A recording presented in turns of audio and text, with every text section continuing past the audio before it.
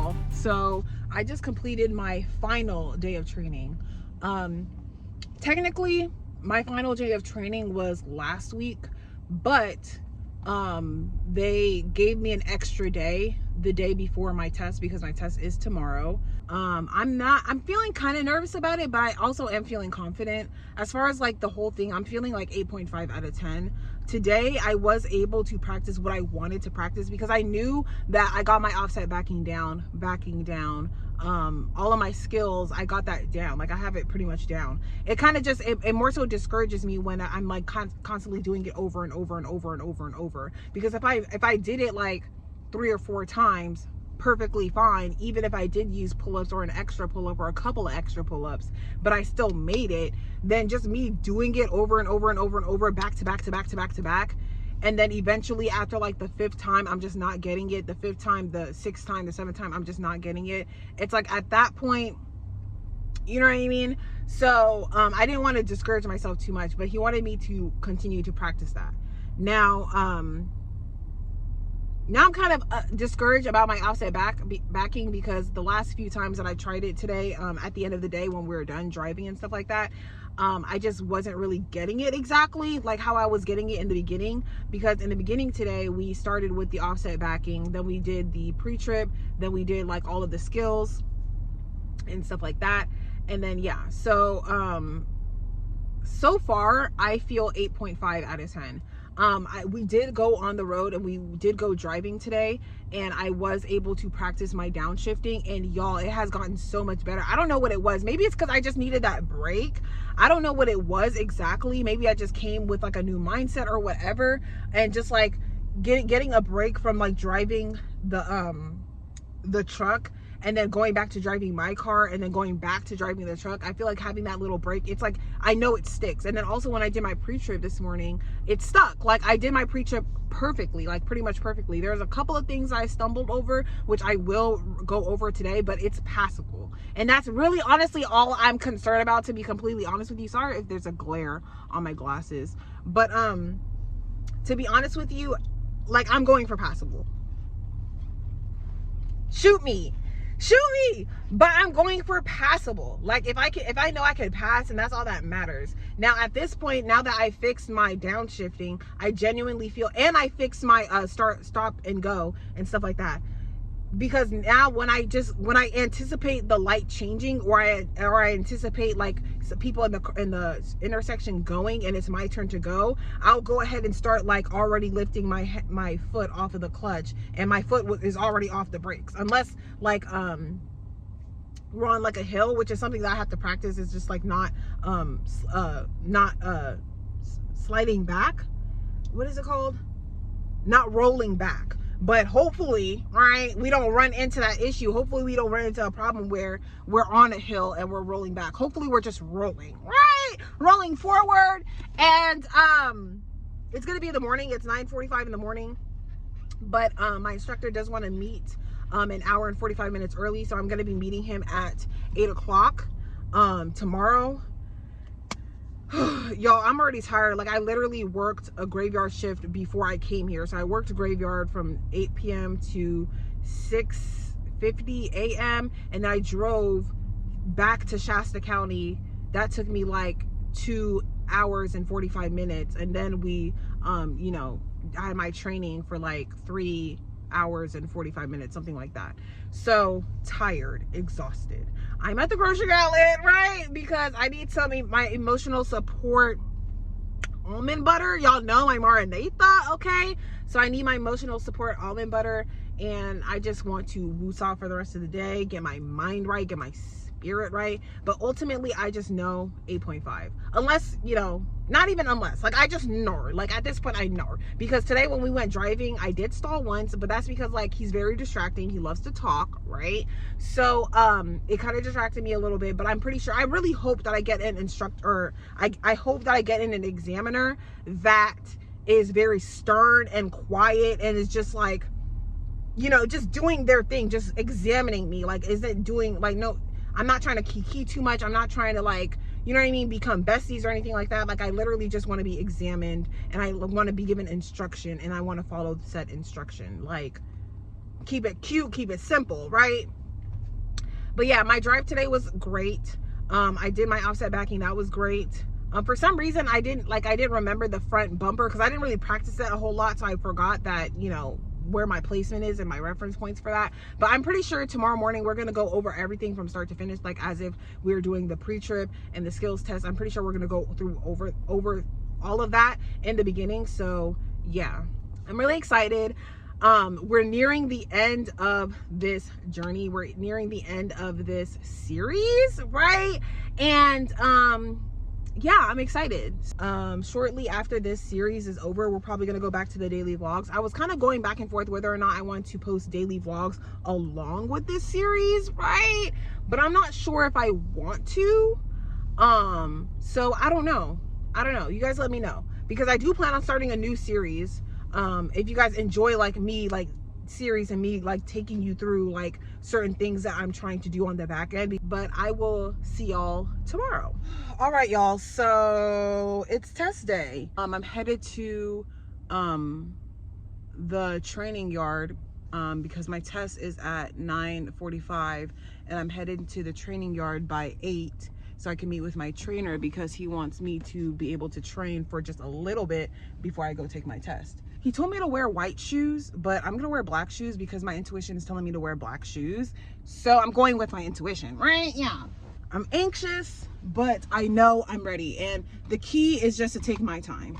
The key is to not let my anxiety take over and go too fast, because there's really no need for me to go too fast, because going too fast is just going to basically increase this process even more, because then I might make a mistake and that's just gonna elongate the process. I just had a feeling that I was gonna wake up way before my alarm, and then I'm just gonna be like, oh my gosh, my test is today, and I'm just not gonna be able to fall asleep. And guess what? That's exactly what happened.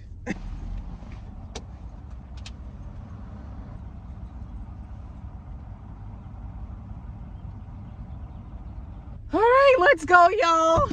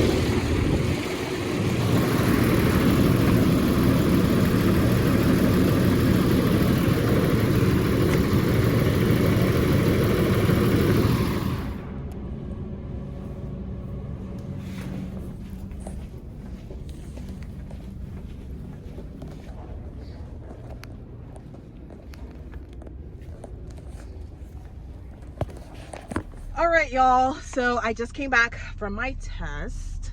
So they basically told me that for my hazmat, I need to call this number because I guess they didn't get it. But I did get my tanker and I did get my triples and doubles. But yeah, I got my CDL. And I'm so excited. It literally only took me one try. I am so proud of myself. This series is now coming to an end. The next series I'm probably going to create is just basically like my job hunting experience. Now I was talking with the instructor, and a lot of the instructors that I had, they had a lot of different types of background in commercial driving. And they recommended fuel hauling for me. They recommended because I want to do OTR. Like, y'all know I want to do OTR because I want to be able to travel, see the country, and do all that. But eventually, I know that that's going to be kind of,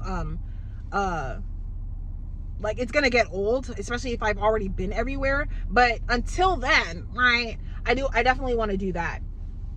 But yeah, I'm definitely going to start a new series about, like, my job hunting situation, because getting a CDL is one thing, right? What is the job market looking like for commercial driving? That's what we need to know.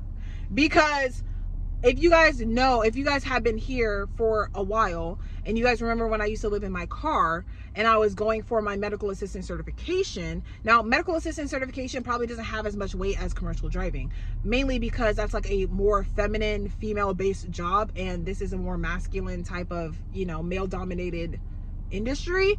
Maybe that's why it pays a little bit more, but I just did not see any success with my medical assistant certification, and I paid the same amount that I paid for this program. So had I known what I know now back then, I probably would have did this first. But yeah, anyway, we're definitely going to do a series on my job hunting. So if y'all that have been watching up until this point, I just want to thank y'all for being here. And I also want y'all to give me any suggestions, like, because I mean, I'm sure there's so many different types of commercial driving out there. And I don't know all of them. All I really know is just, like, you know, towing a trailer and, like, going OTR, or just, you know, towing different things on a flatbed. I don't really know so much about the industry, right? Like, this whole situation was so accelerated, and I literally just, I mean, I've been thinking about doing this for the past year, but I really got into it in February, and it's now the end of March. So it's like, literally, it was so accelerated, I didn't even have enough time to, like, look up what type of commercial driving I even want to do. But I just know that it's going to be like a sustainable lifestyle for me, because obviously, you know, there's so much when it comes to commercial driving. So anyway, I don't want to ramble for too long. I'm very happy. I'm very proud of myself. I don't know what else. Oh, so the test went pretty smooth. I pretty much aced my air brakes and my pre-trip. I aced it. I did not stumble over one word. Now the skills test, I was nervous. For the skills test, I did the front bumper stop. That was pretty, I'm pretty sure that was fine. And then the straight back, I did have to pull up once, and I did, like, I was freaking out. I don't know what it was, but it's like, it was just different. Like, the setup was different. The lane seemed a little bit more narrow than what I was practicing in. So I did have to do one pull up with my straight back. So I was kind of nervous about that. But luckily, once I pulled up, I was straight enough to just go straight back and just carefully make my corrections. Now, the offset forward, aced that, not even an issue. But after my offset forward, obviously the vehicle is not square. The trailer might be straight and parallel to the line, but the truck is not parallel to the line. So I had to make sure that the truck was parallel to the line. But I wanted to make sure that before I do that, like, everything is good. So I guess I don't know if she mentioned to like, you know, apply your brakes and honk the horn, but, like, I did kind of, I don't know if I messed up there or I misheard her or whatever, but I didn't do that. I just told her that I was done, which I was told not to do that by my instructor. But she was cool, right? The examiner, she was cool people. She was very friendly. She was very nice, right?